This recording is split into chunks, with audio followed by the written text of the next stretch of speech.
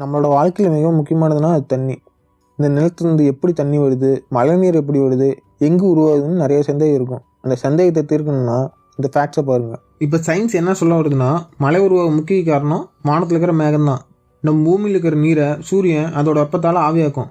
அதாவது என்ன சொல்ல வரேன்னா, நம்ம பூமியில் உள்ள நிலத்தடி அப்புறம் ஆறு குளம் ஏரியில் இருக்கிற நீரை சூரியன் அதோட வெப்பத்தால் ஸ்ட்ராப் போட்டு உறிஞ்சி நீராவியாக்கி மேகத்தில் சேர்க்கும். இப்படி நீராவியாக மாறும் நீரை சிறுதுளியாக மேகத்தில் சேர்க்கும். இப்படி மேகம் அதிகளவு நீரை சேர்த்து வச்சு தான் கடைசியில் நமக்கு மழையாக பொழியுது.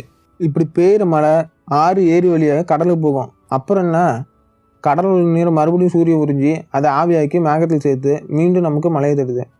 ஆமாம், நீராவினா என்ன, எனக்கு புரியலையேன்னு நினைப்பீங்க. நீராவிக்கு உதாரணம் நம்ம வீட்டில் பயன்படுத்துகிற இட்லி குண்டாவை எடுத்துக்கலாம். நாம் அடியில் தண்ணி ஊற்றி அதுக்கு மேலே மாவு ஊற்றி தான் சமைப்போம். இட்லி வேக ஊற்றி எடுக்கும்போது இட்லி பாத்திரம் மேலே தண்ணி இருப்பதை பார்க்கலாம். அதுதான் நீராவின்னு சொல்கிறாங்க.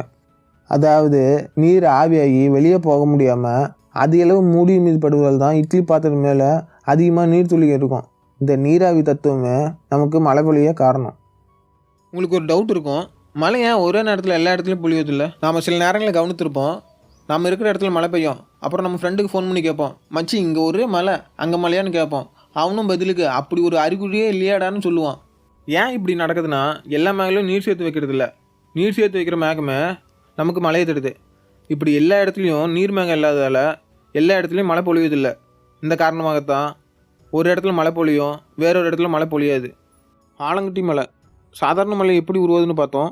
அதே போல் ஆலங்கட்டி மழை எப்படி உருவாதுன்னா, சாதாரண மழை எப்படி மேகங்களில் நீர்த்துளி சேர்த்து வைக்குதோ அதே போல் தான் ஆலங்கட்டி மழையும்.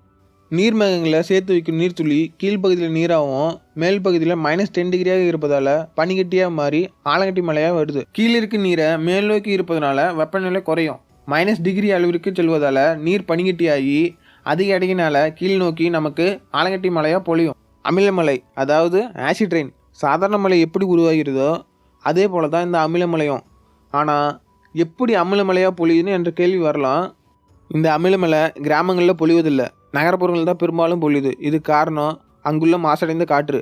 ஏன்னா நீராவியாக மாறும்போது சுற்றுச்சூழலில் உள்ள மாசுக்களையும் நீராவியாக எடுத்து சென்று மேகங்களில் சேர்த்து வைக்கும். இப்படி எடுத்து செல்லும் நீர் மாசுக்களுடன் இணைந்து அமிலமாக மாறும். இப்படி அமிலமாக மாறும் மேகம் அதே இடம் இல்லைன்னா வேறொரு இடத்துல நகர்ந்து சென்று கூட மழையாக பொழியலாம்.